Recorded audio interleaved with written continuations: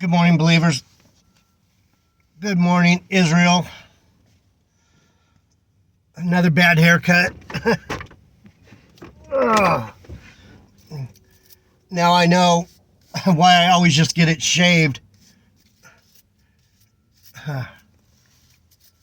So much easier to just not worry about messed up haircuts. Yeah, I've had worse. Good morning, good morning. JD Nigel, Word of Truth. Bible teaching, hey.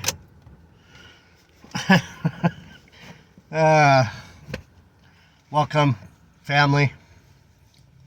Welcome.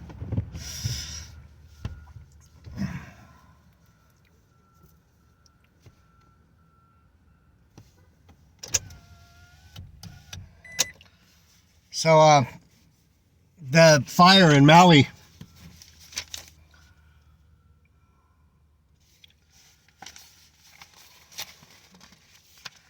I don't know how much you folks know about fires these days.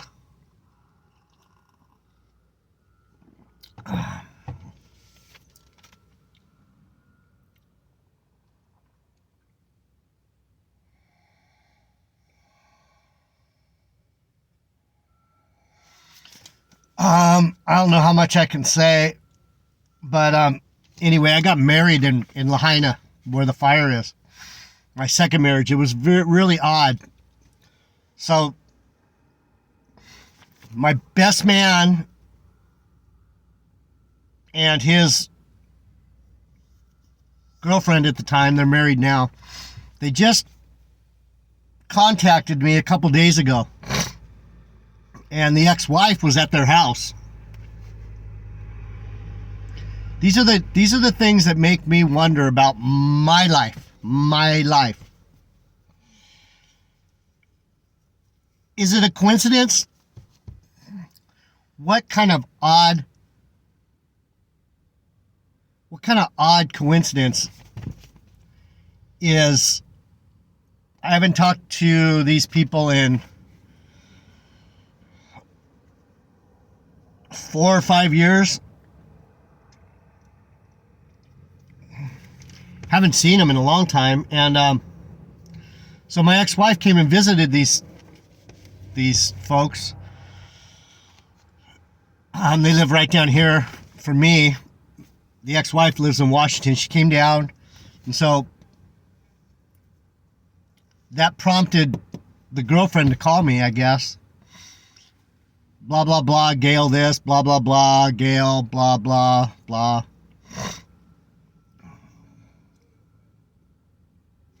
So I told her all the wicked, hateful, demonic shit that Gail had put me through.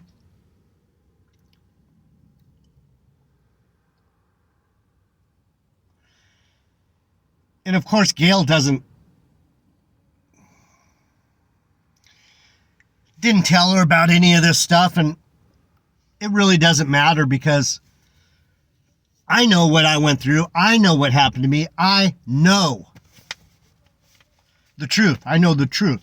So we look at things. This is a good time to look at truth. What is truth? Truth has to do with facts. What are the facts, ma'am? And people can say a lot of things that aren't true. And so on this channel, one of the biggest points of this channel is to get you to realize how funky and shitty untruths are.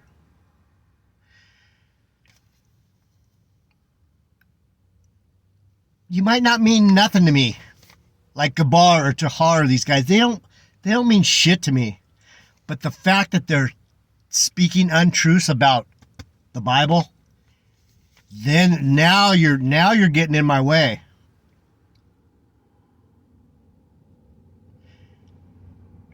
And let's get back to Maui. So, there's a lot to say about this. So we got married in Maui in 1993. That's 30 years ago, right? 30 years. 30 years.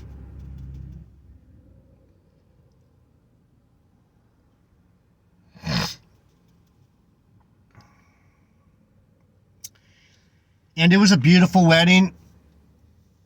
Right on the beach. One of the most beautiful places in the world. So, in Maui, in Lahaina here,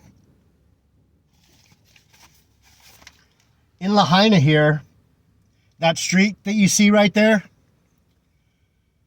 every year they have a huge Halloween party, and the ex-wife and I, we went to that Halloween. They call it the Mardi Gras of the Pacific. Quite a festival. Quite a get-together. Lots of fun. Bands.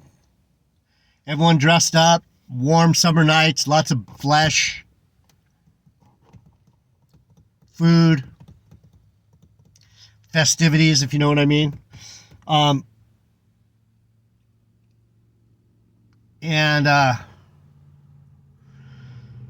So it has a darker side to it, Lahaina. For some reason, it became a place like that. But there's another interesting thing that I wanted to bring up about Lahaina is that there's a rainbow. If you look it up, there's a rainbow that appears in the hills. They say every day at 5 o'clock. I don't know if that's true or not. It's quite frequent. I know that there's a certain amount of mist that comes over the mountains there, and it forms a rainbow. And so on this island, there's a volcano, a dormant volcano called Haleakala. They call it the House of the Rising Sun. And when I went to Haleakala, 1993, when I went to Haleakala, you go in the morning because you watch the sun rise over the top of the crater. House of the Rising Sun.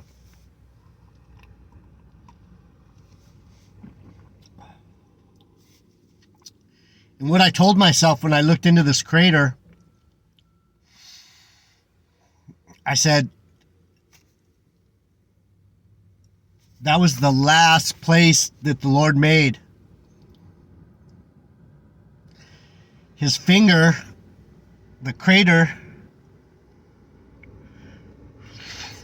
was the last place that he touched.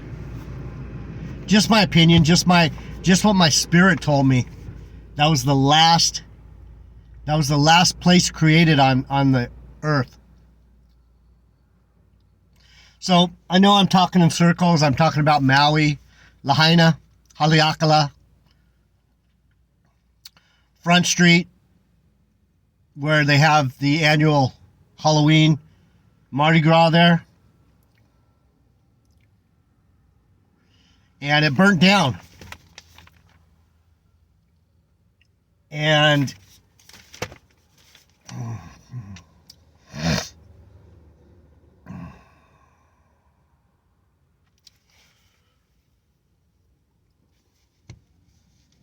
I don't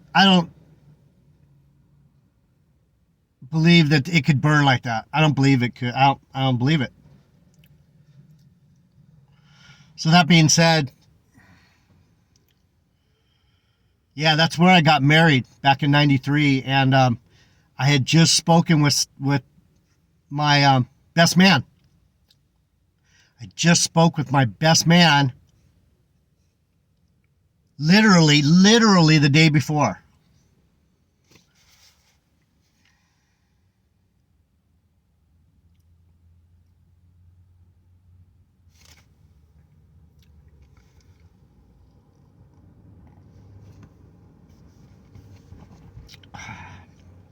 I just find that a little strange. 36 people died. 36, they're saying. So let me read you a little bit about this Lahaina. This is interesting stuff to me. I have a lot of connection to Hawaii, being a surfer and being my son was raised in Oahu, my middle boy, and I was married there. Lahaina. So, Kahului, Hawaii. A wildfire tore through the heart of the Hawaiian islands of Maui in darkness Wednesday, reducing much of a historic town to ash and forcing people to jump into the ocean to flee the flames. At least 6 people died. The fires continued to burn Wednesday afternoon, fueled by strong winds from Hurricane Dora as it passed south of the Hawaiian Islands. The winds diminished somewhat. Some aircraft resumed flights, enabling pilots to view the full scope of the devastation. Aerial video from coastal Lahaina showed dozens of homes and businesses flattened, including on Front Street, where the main part of town was, where tourists gather to shop and dine. Smoking heaps of rubble lay piled high next to the waterfront.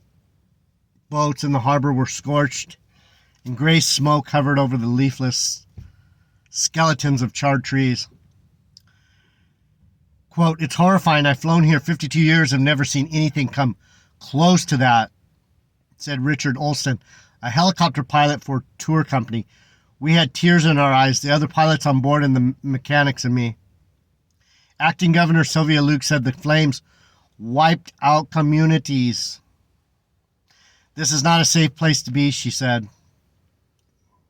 The exact cause of the blaze couldn't be determined, but a number of factors, including high winds, low humidity, dry vegetation, contributed.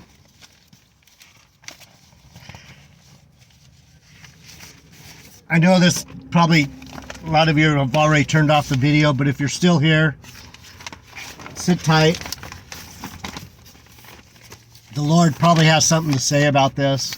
I don't know what he's going to say, but if for you 5 or 6, I'm getting less views. I don't know what happened. I guess the Lord is scary to people. Climate change.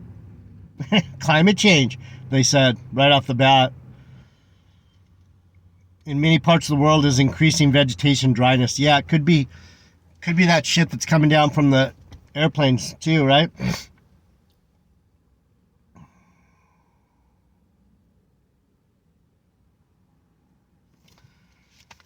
The wind-driven conflagration swept into the area with alarming speed and ferocity, blazing through intersections and leaping across wooden buildings.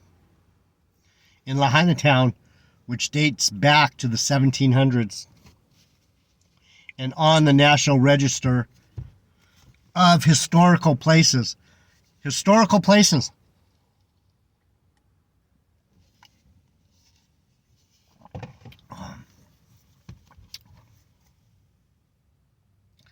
Has some history for me, for sure. I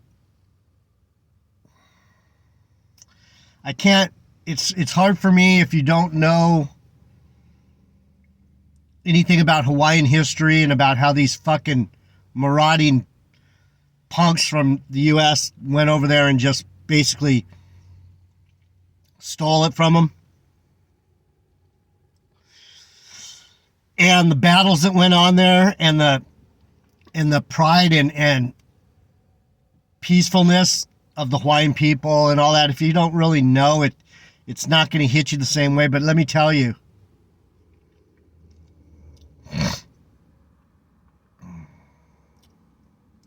for me, this is all bound up in my life. It's bound up in my reality. It's bound up in my society. It's bound up together in ways that are both depressing and saddening, and at the same time enraging, because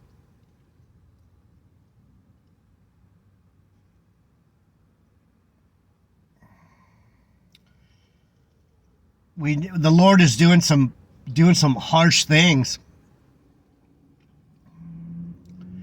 And whether it be at the hand of some of his angels, devils, whatever you want to call them, agents of God. This is where we understand the difference between devil, angel, devil, Satan. I will say one thing about GMS. They know that there's only one fucking hand. And that's the hand of the Lord. He does both good and evil. He creates destruction. He is the one. So any nincompoops, they're still trying to talk about, Satan's over there. Satan's over there. Fuck, whatever, man. You don't understand. Your depth of spiritual knowledge has failed you. It was apocalyptic from what they explained. T.R.E. Lawrence said of the 14 cousins, everyone's a cousin. In Hawaii, everyone's a cousin. Everybody's uncle. Because you're family, you're ohana.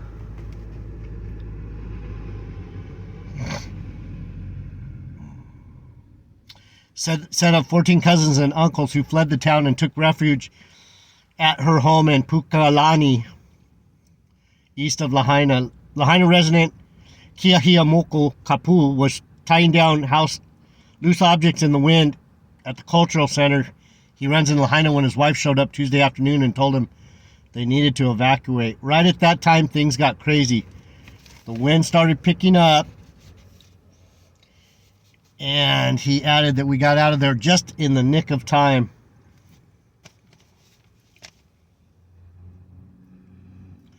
By the time we turned around, our building was on fire. It happened that quick.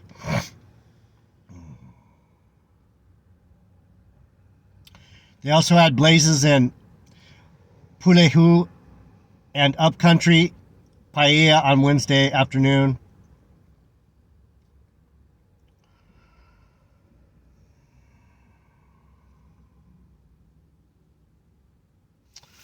So, I just wanted to bring that out. I got to get it off my chest. And,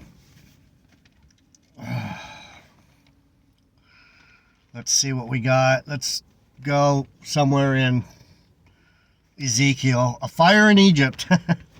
Here we go. A fire in Egypt.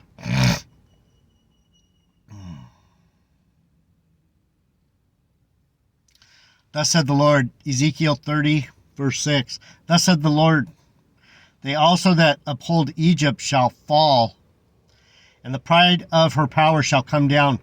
From the tower of Cyrene shall they fall in it by the sword, and they shall be desolate in the midst of the countries that are desolate, and her cities shall be in the midst of the cities that are wasted.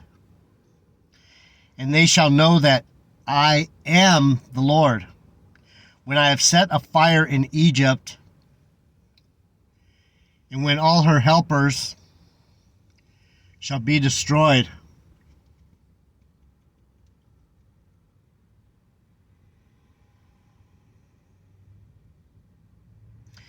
In that day shall messengers go forth from me in ships, to make the careless Ethiopians afraid, and great pain shall come upon them, as in the day of Egypt, for lo, it cometh.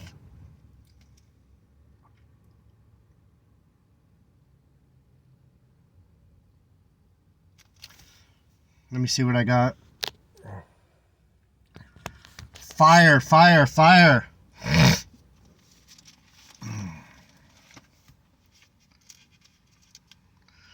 So, the question I have for myself, open the window. Let's lock you.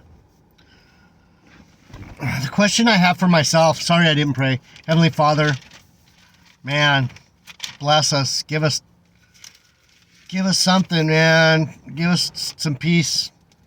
So I'm going to look up fire, look up a couple scriptures on fire. Because he says he's going to, he's going to come back with fire. So what I was getting to was, they kind of have us believing that they have the ability to rain down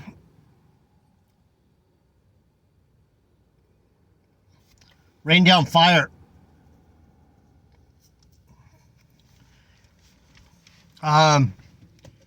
Could it be true? Could it be true? With what comes out of the airplanes mixed with a little bit of knowledge about how to heat the atmosphere, and I wouldn't put it past it.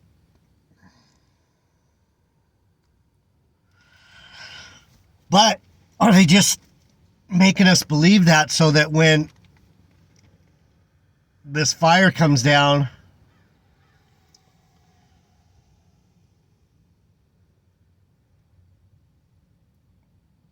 from heaven, that we think it might not be them? So fire is the Hebrew word esh. Esh. E-S-H. Fire was associated with Israel's worship. The consummation of offerings by flame indicated that God had accepted the sacrifice. God is called a consuming fire, emphasizing his judgment on wickedness and unbelief. And fire is pictured as God's agent to purify and illuminate. The tongues of fire at Pentecost underscore the purging and illuminating quality of God's truth.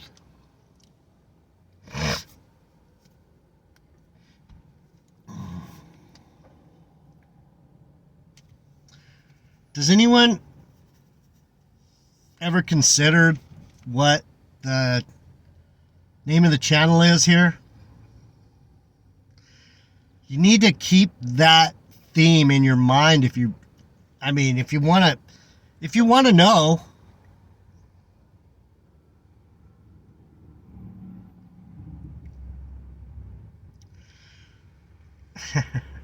As time goes on, I'm probably going to just about lose my mind, because coincidences are going to become so unbelievable. Like the fact that I was just talking about the hell I went through with my ex-wife, and speaking to the ones that were supposed to know the difference between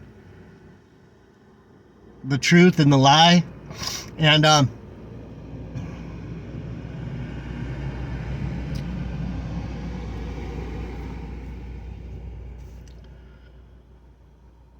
people don't want to know the truth. So this fire purging, God, it's has to do with the illuminating quality of God's truth. So let's see what we got. What else do we have here? I'll be back.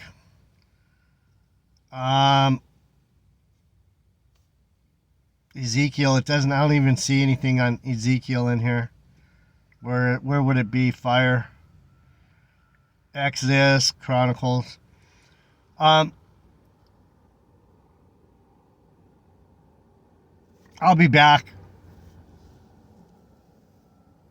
and we'll talk a little bit about fire. Let me get one while I'm here. Let's go to, say, Isaiah 66:24.